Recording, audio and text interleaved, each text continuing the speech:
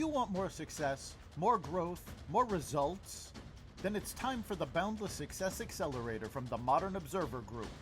This isn't your average coaching program. It's where top performers come to dominate. Weekly group sessions, on-demand coaching, a community that's got your back, and a power-packed library of tools to supercharge your business and career. No more excuses, no more waiting. Get in, level up, and start building the life you've been dreaming about. Visit us at modernobserver.com/boundlesssuccess to join today. Let's get you to the next level.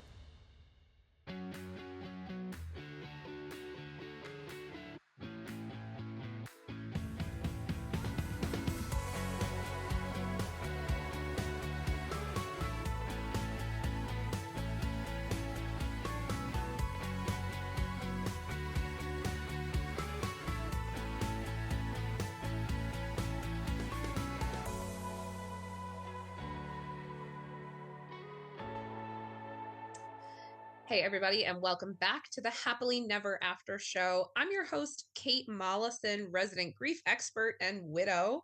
And I'm here with a really incredible team of ladies who I've met recently. I'm here with SUNY New Paltz University research team, and we're going to talk a little bit about a really exciting project that they have coming up.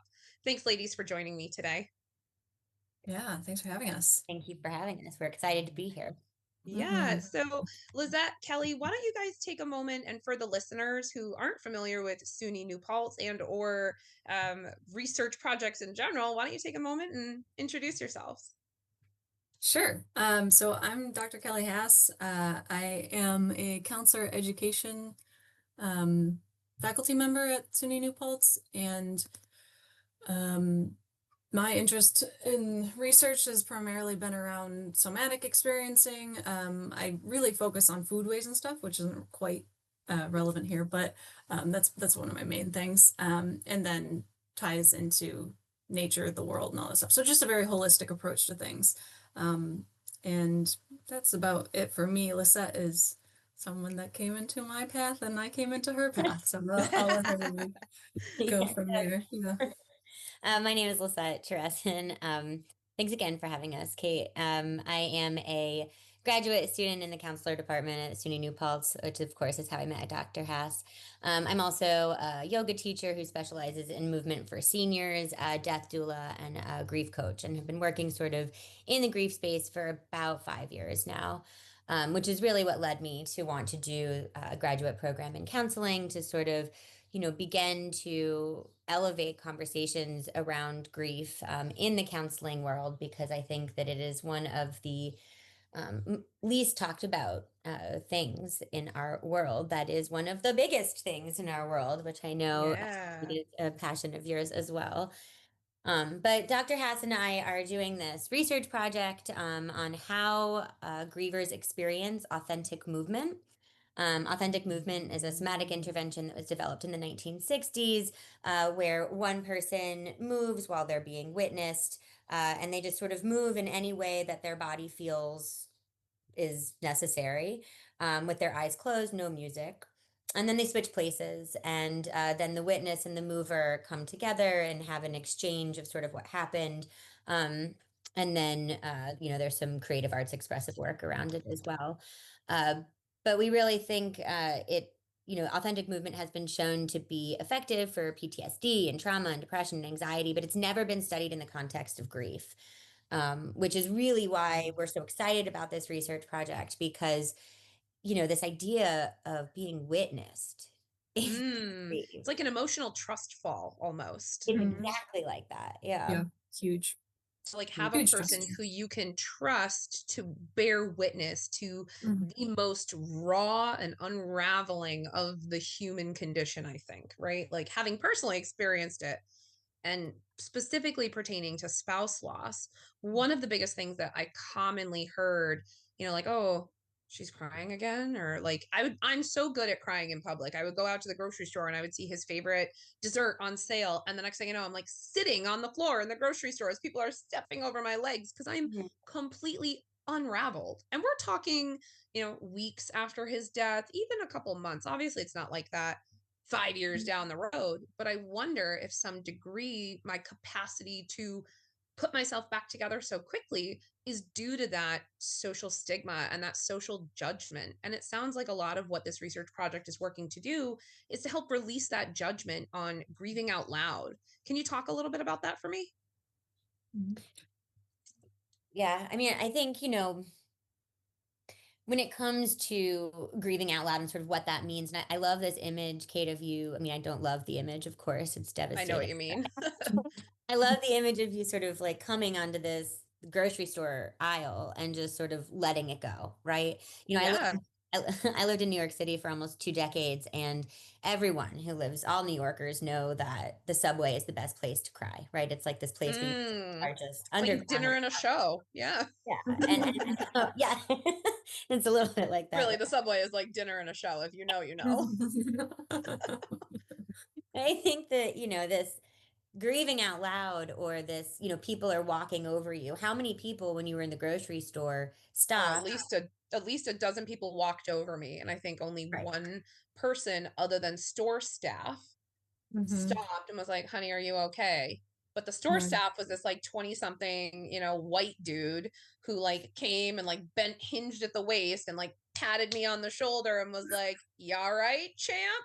Can I call someone?" Like, so, and I realized what I had unearthed and put on him, and it almost felt literally like I had blanketed the people around me with my grief. And then it was this very quick realization of like, oop, and had to like pull everything back, recoil, withdraw, put away, like fold up the tarp real quick and shove it in the bed of the truck and speed off into the sunlight, because you don't want anyone to know, like, whoop, put those blinders on. So on top of your own grieving, you're also experiencing guilt for having grieving feelings. Yeah.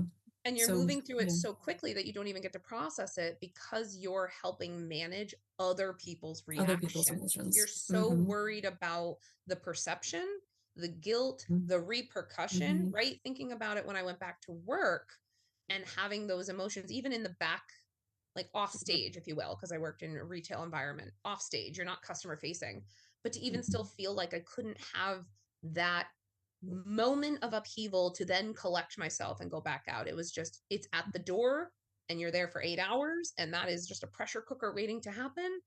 And then I would go home and I would default to poor, modalities of adapting, because I didn't have a safety net at home either, where I could go and just be. After a certain amount of time, everybody, even my close family circle, was kind of like, enough already. And not in so many words. Obviously, people don't come out and say that, and there isn't meanness meant from it, right? But it's just the way that our culture has become, where we are so put off by that grief experience after, say, 6 months.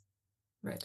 When I think, go ahead, Dr. Haas. I was just going to add, like, even thinking about the diagnosis of prolonged grief disorder, right? That's something in our research we were debating. Do we only want folks who have a diagnosis of bereavement or grief to be able to participate in the study? And we want it to be really open, because everybody experiences grief differently. And one of the worries about pathologizing grief is just that, like telling people, okay, you can only grieve for 6 months to a year. After that, you have a diagnosis that you're broken. Yeah, exactly. That you're doing it wrong, kind of thing. So, right. Yeah.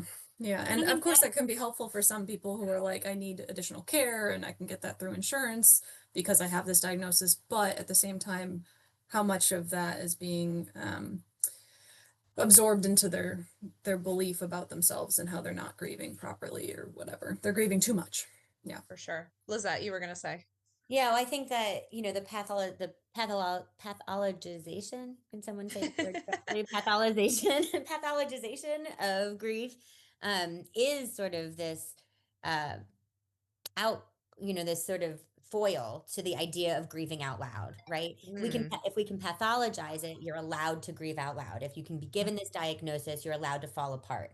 But if you are a person who is just experiencing grief, we ask you to keep it all inside. And it is my belief that, when we don't give our bodies an outlet, when we don't give our physical selves an opportunity to grieve out loud, we have Mm. moments where we can't help but fall apart on the subway or on the grocery aisle floor, and that we, you know, using our physical selves as a way to express our grief is necessary, I believe, in our grieving process, and used to be a way that we grieved historically.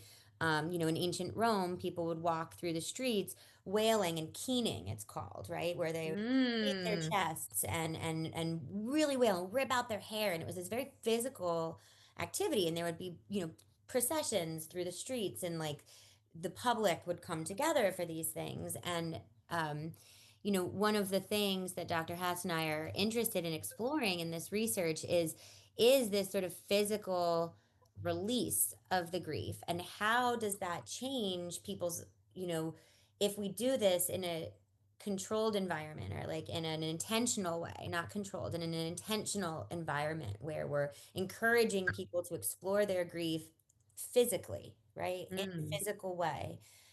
How does that change? Does it change? Maybe it doesn't, but does it change their grieving process? And are there less grocery store aisle moments? Are there these, if we are able to use our physical selves to explore grief in the way that, historically we always did? Yeah, like I think True about store moments. the Viking Okay, right? funerals, right? Yeah. Like the Viking Yeah. funerals are this big physical manifestation of our loss, or even like what Stalin was in glass encasement for public viewing Now for, it's still I think Chair he's still Mao is right, like still at decades glass, and yeah, decades and in Tiananmen decades and Square. decades and decades of this, right? How Yeah. do we take those same type of public displays of loss, of importance, of fidelity to our community, our people, that our humanity, right? How do we take those examples and parlay them into smaller world pieces and modalities? And I think that this somatic approach, if I had some people had recommended like tapping, or what is it, the rapid eye movement, the EMDR, and all Yeah. of that stuff. And I had found hypnotherapy to be very helpful because my situation was a traumatic one, and being present with it in the moment was way too much. But even now, as I find Mhm. triggers and upheavals and I'm out in public, it's not that I don't want to have them for other people's sake. Again, that grocery store situation made me real comfortable real quick. I can be a mess in public, and it is a Right. you problem, not a me Yep. problem, right? Yep. Like we get there, but do we have to get there? Right. Should we have to get Mhm. there? And if I had had a modality potentially to explore on my own, it's not about keeping it secret. It's not about minimizing it. It's not about not experiencing it, but it's about experiencing in a way that's intimate between me and my person who I've lost. It's a way of doing it privately if I don't want to be a spectacle, right? Some people don't want that, good, bad, or indifferent. And it's a way for us to help other people self soothe, because we as humans are, communal by nature. And so by you guys providing this symbiosis in grieving, in the raw, real experience, what an incredible gift you're giving, not just to participants, but to people out in the greater world, right? So let's talk a little bit about what your plans are for this research project. We talked about what the project is itself, but how long is the project going to last? What are you looking to do with the findings? When are you looking to present? I'm so excited for all of this because I think it's just going to change all the things. Yeah, so we're in the process of getting participants right now. So we've got some flyers out locally, and And if anyone's listening who's yeah, interested, we'd love to hear from Oh, you. for you real, beat me yeah. to it. I love it. Yeah, if anyone's interested in participating, just have some experience with grief and willingness to try this. So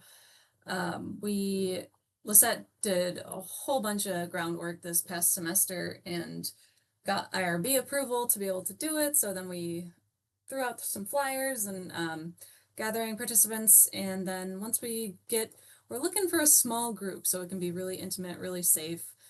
So we're thinking like 4 to 6 people, so that there's partners again for that swapping, or 8 people, whatever. So we're looking for a good small group of people.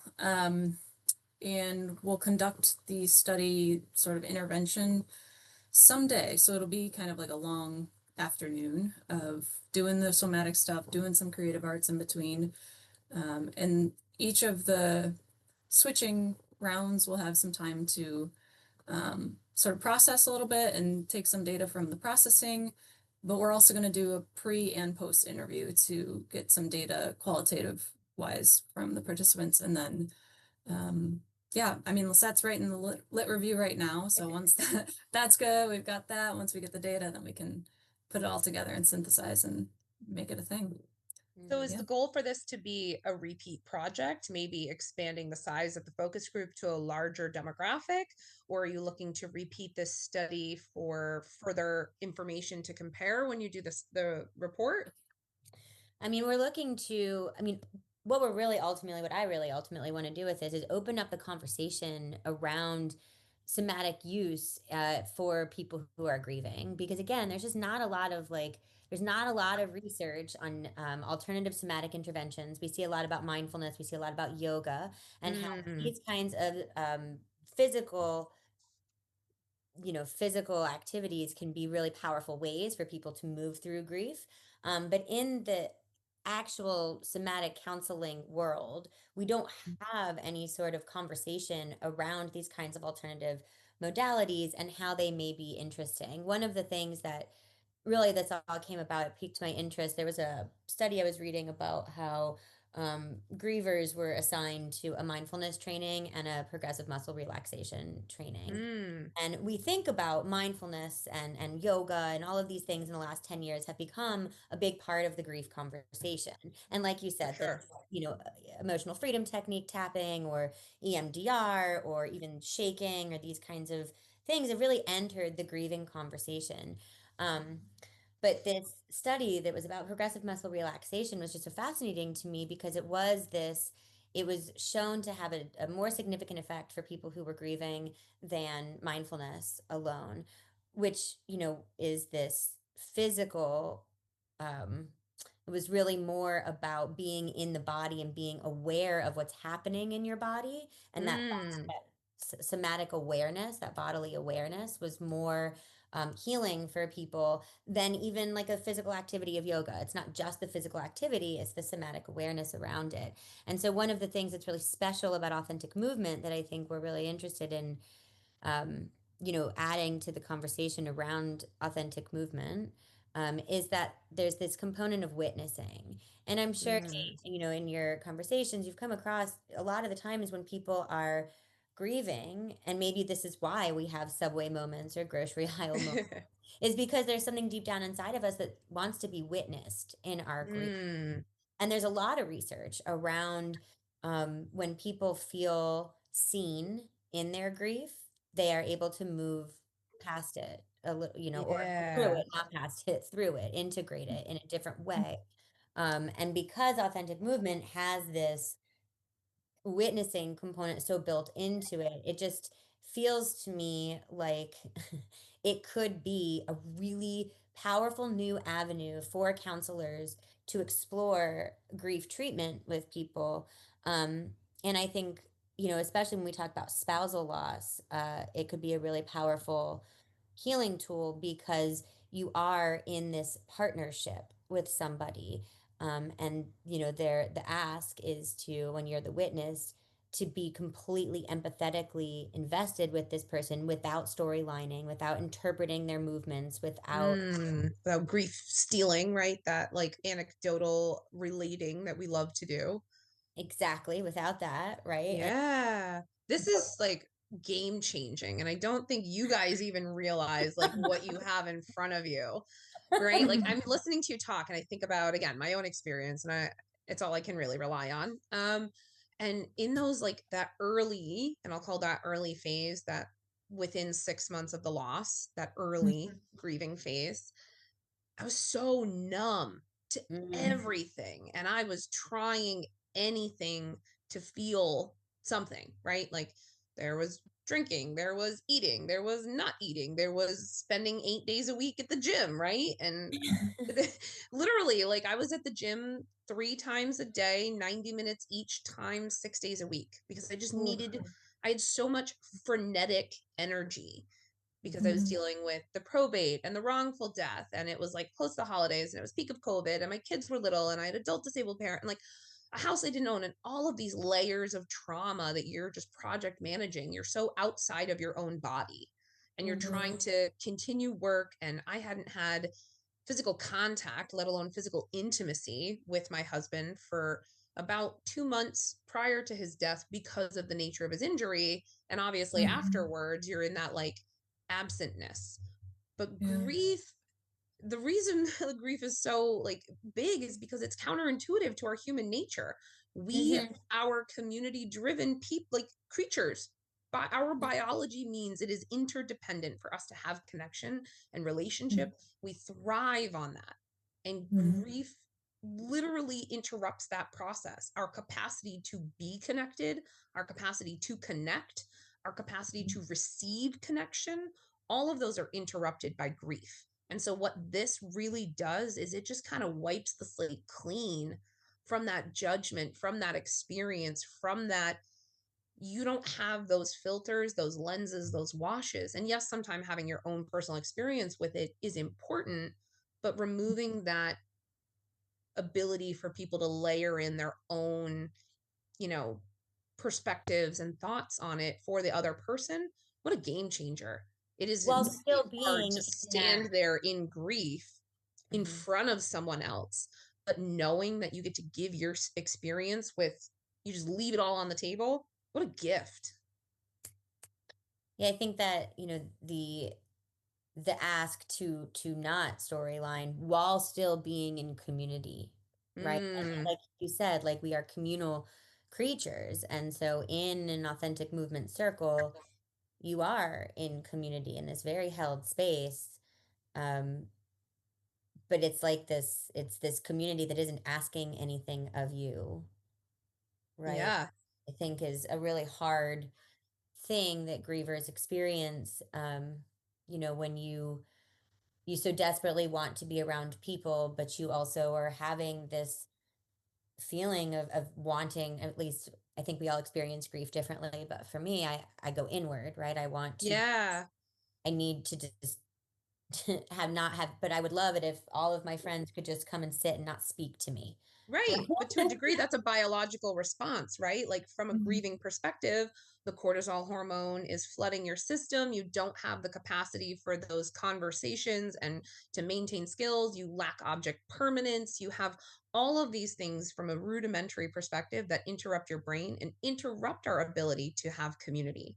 So, by putting these groups of people together in a community, you are really just affording them an opportunity for advanced, I won't say accelerated, but advanced grief healing. Like, I love this. I'm curious though, in creating this community in the after of the research study, what are your thoughts or plans for that group of people? Are you going to keep them connected, whether it be through like Facebook group or newsletter, or are you hoping that they just go back to their own avenues for, data integrity? Or what does that look like? Are we like, what world's our oyster? I love it.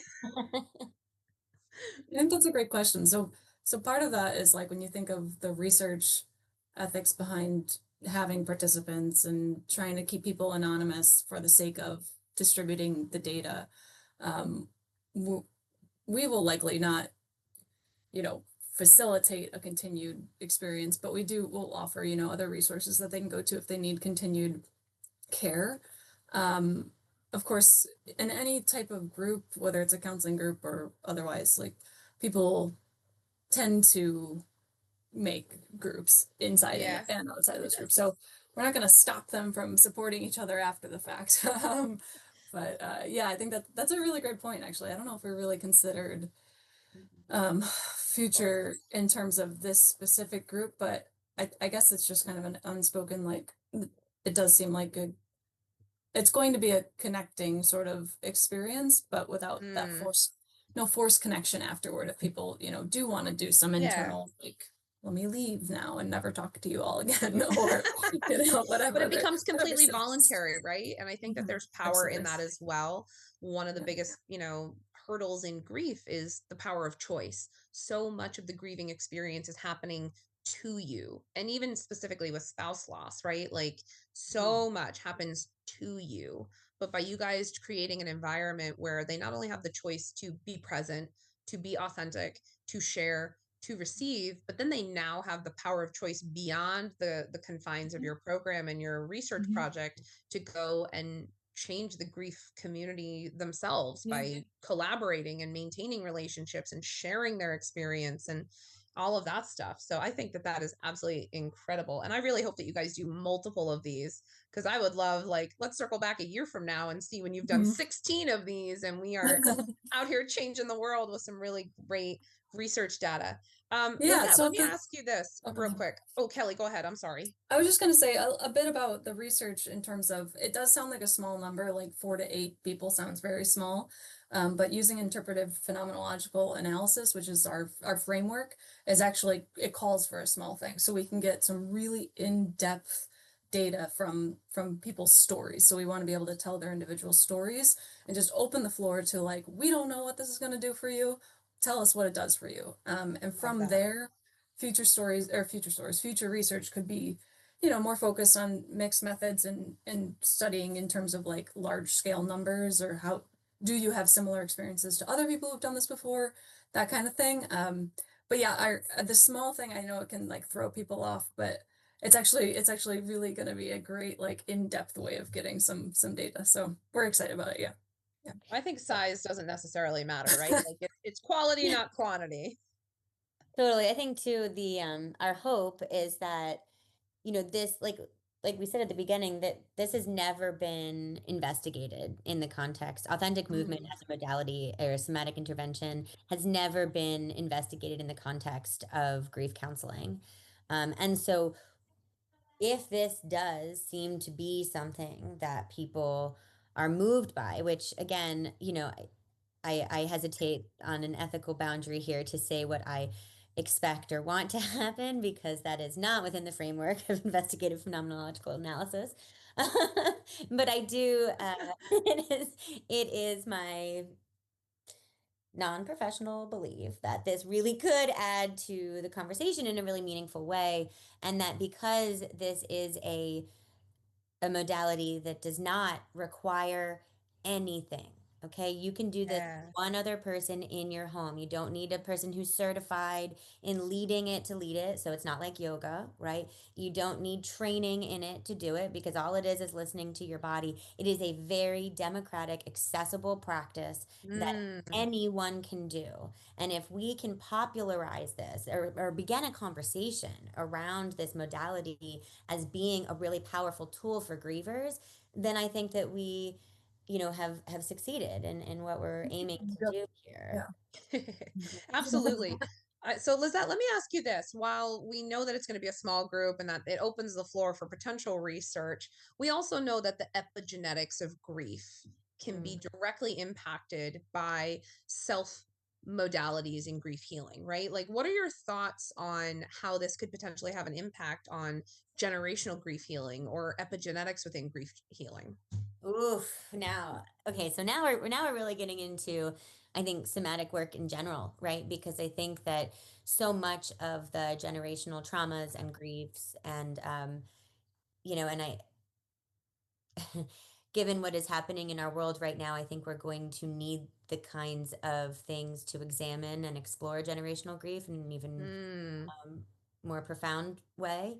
Um, but I believe that somatic work is the way through generational grief, right? Like, if stuff is living inside your nervous system, there is no way to get at it other than movement, right? It is our nervous system, our body, that can work with our nervous system to move those things out.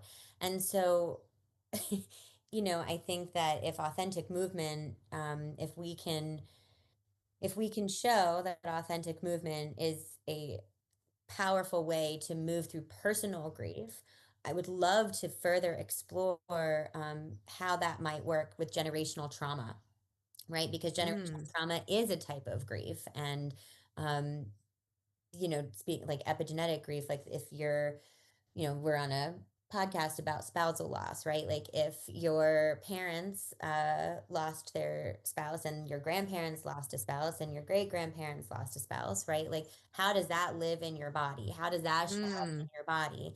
That's, a form of generational trauma. And in ways we don't even realize sometimes until we do some of this somatic activating work that really kind of just brings some of those previous traumas and generational things to the surface. And sometimes the way we parent or the way we talk to a partner or the way we react in conflict or the way we act at work are all related to grief in some capacity. And for some, maybe it's the epigenetics of grief, right? Like, well, it's the way we've always done it. To a degree, that's epigenetics.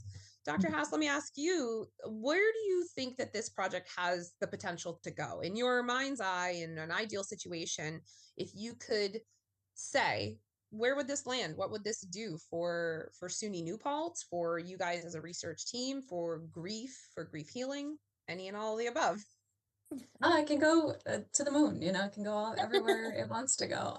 So I think, like Lisette said, this is our just kind of first stepstone because it hasn't been researched in particular around grief. So using authentic movement with grief, first thing to do is just see what the heck happens if we do it. From there, we can do more large scale quantitative studies and expand out, especially expand out past our own little locale. But I don't think that needs to be just Lisette and I alone, right? That's where other people can come into play across the US, across whatever. So looking at different populations and how other people experience somatic grief, depending on like cultures and family histories and all that kind of stuff. I think there's going to be rich information across everything with this. So I really don't think there's like a limit to it. It's just a matter of, I think, yeah, time and growth and just trusting in the process. Yeah, and I think really just building awareness.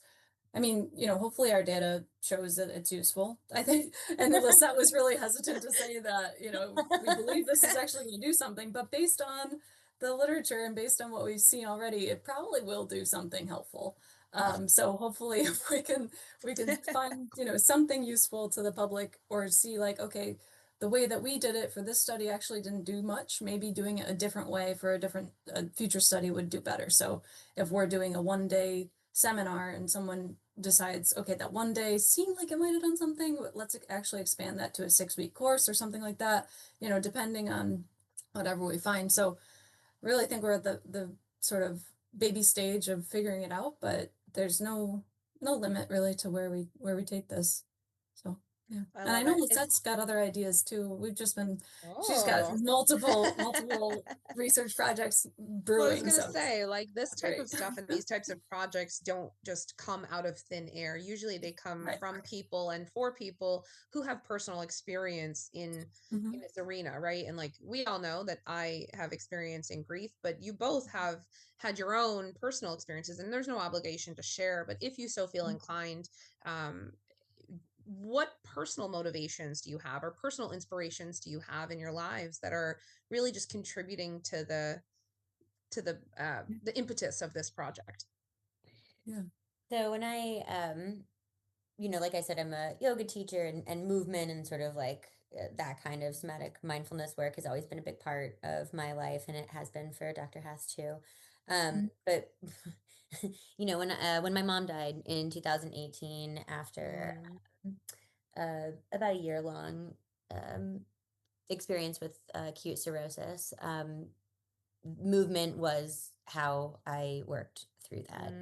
And I don't, I found it to be so extraordinarily almost frustrating how powerful it was because I really just wanted to sit on my couch and smoke weed. You know what I mean? and that didn't help. And yoga did, movement did. And so, and I was teaching for a handful of years when she died, and it was like this thing that had become my life and my livelihood was sitting right in front of me, and it was this answer, right?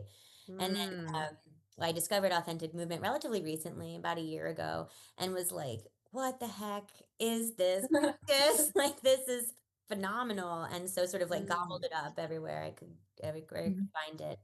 And I think in I mentioned this before, but right after we met you, Kate, last month, a dear friend of mine committed suicide. Mm. There were there's so many complicated feelings around suicide that I couldn't, writing wasn't helping, talking about it wasn't helping, like traditional talk therapy. It's just, being with friends and being in community was, Yeah. but what I really found to be what worked for me, and this of course isn't true authentic movement because I was by myself, but just allowing my body to move in a really weird, wild way, right? And Mm. shut the door, shut your eyes, and just move. And so, I we had already began this research project. Of course, we were already working well into it, but it was such an edifying reminder that Mm. when grief is really complicated and disenfranchised and just painful and complex, and you're in that acute thick of it where you can't, you don't want to move, right? The answer is Mm. to move. Like the answer is to get Yes. off the couch and put down that glass of wine and move, and I think authentic movement, because you have the community aspect of it, could really be this really extraordinarily powerful new, not new, but new application of using it for people who are grieving, because it is Yeah. everything. It's that weird movement. It's being somatically aware. It's the mindfulness of being present in a space. It's community. It's being witnessed. It's being witnessed in a non-judgmental way. Ticks all the boxes It for ticks grief all the healing. boxes. It Yeah. does. It really does, right? Visibility, affirmation, It's- comfort, care, physiology, kinetic movement, no poor modalities, all of it. Check, check, check, check. So what more Yeah. do people need to know, right? Like that sounds like an easy sell for me, well, for they need lack to of a do their better word. research when it comes out here. So Right. that's a great segue. People can actually get to meet you guys and talk to you guys and Yeah. interact with you guys. You're going to be at the Grief Awareness and Education Conference on September 20th at the Mark Twain House in Hartford, Connecticut. You guys are going to do a lunch and learn for us and be able to present either preliminary findings or all total research findings. And for those who are listening and want to come out and meet Lizette and Kelly, I encourage you to get your tickets to conference now.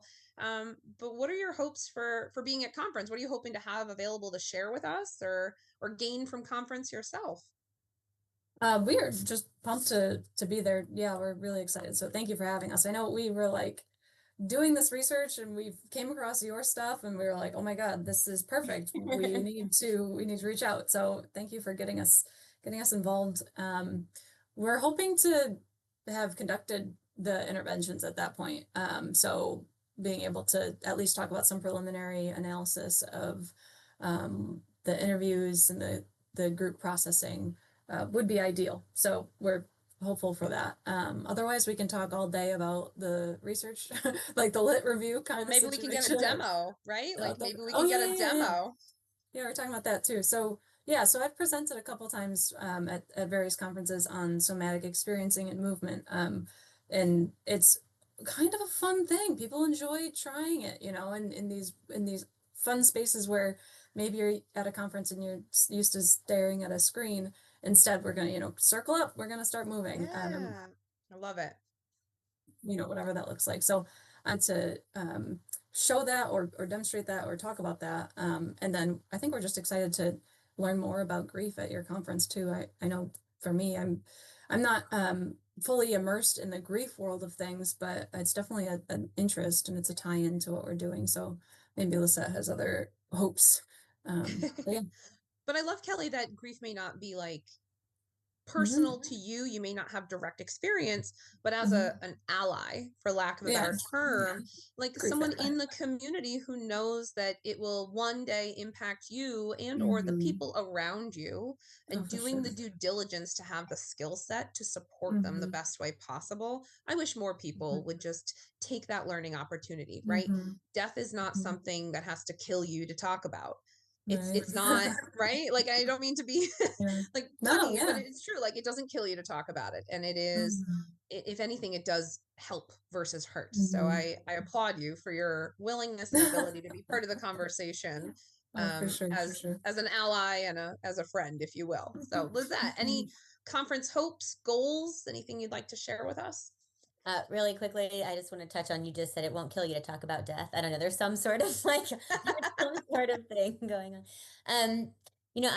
I'm really looking forward to being in community around people who are passionate about grief and death work and really working to change the conversation around it. Because I do think it is one of our biggest holes in the counseling world, in the therapy world, in our world in general. um, Throughout, and this is no slight on SUNY New Paltz, but throughout my master's education, for example, I haven't had a single class offered around grief, right?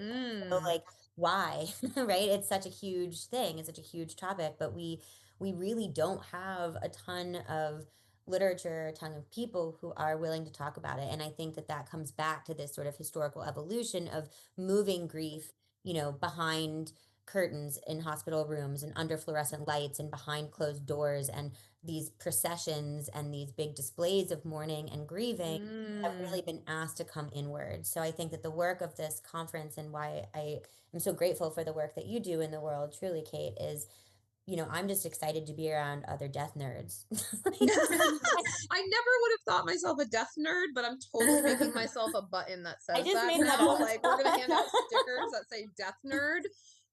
If I ever start a band, that's what it's being called. Yes. That's a very specific kind of music, though. But it is a very specific kind of music, like techno death metal. Sure. I feel like it's totally techno death metal.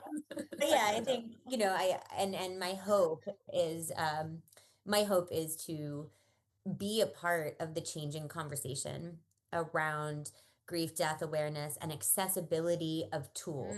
Accessibility of tools being accessibility of tools. This isn't something that people, I would love to see a universe in which people had free and universal access to true grief healing tools, and they're not having to pay a grief specialist $250 an hour or whatever. Not that there's not a place for that, there absolutely is. Sure. I think, what I would really love is to be a part of the changing conversation and to offer real tools for real people, particularly as our world becomes more unstable. Unstable and grief more unstable and grief heavy. Yeah, like I think we were talking about it before we actually hopped on this recording, right? But like the global community right now is in complete disarray. And if we don't learn to handle grief within our own self and within our next concentric circles, then it just spills out into that global community. And the impetus of the conference is to help us move through those circles and kind of normalize the experience, affirm what's happening from both a scientific perspective and from our cultural perspective, right? Those are two different things and they don't always align. And what we need chemically and what we're getting culturally aren't talking to each other. So I'm just really excited to have you guys at conference and to be a part of this. In the meantime, how do people get a hold of you if they're interested in either being a part of the study or learning more, or just saying, hey, how do they get in contact with you? We've got a couple emails they can email. So if you want to reach out to us to be participants in the study, mine's hask@newpaltz.edu. So HASSK at newpaltz, NEWPALTZ.edu. And Lisette, I'll let you spell your own name. Well, it's also these .edu email addresses are so wonky, right? But it's CHERESSL1 at newpaltz.edu. And we really would love to hear from you. And I'll add those email links in the show notes on my website as well. And so for anyone who is listening and wants to just reach out directly to me, I can always forward that information along. For anyone looking for information on the conference, please visit eventbrite.com/GAEC, GAEC, the Grief Awareness and Education Conference. We are just about out of time for our conversation today, but I always like to end these episodes by asking for one piece of advice that you would give to someone who is in grief. Mm. I So mean, give you my, guys a moment.